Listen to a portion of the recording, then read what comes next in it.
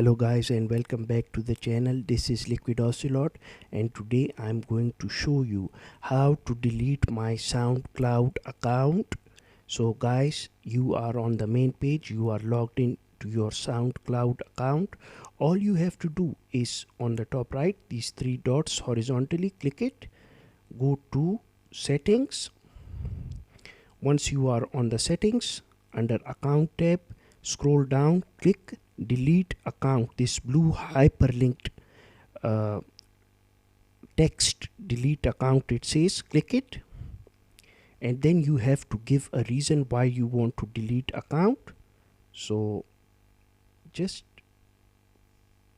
say that anything, maybe I'll choose too much on the platform, and check mark yes, I want to delete my account and all my tracks, comments and stats, and click delete my account.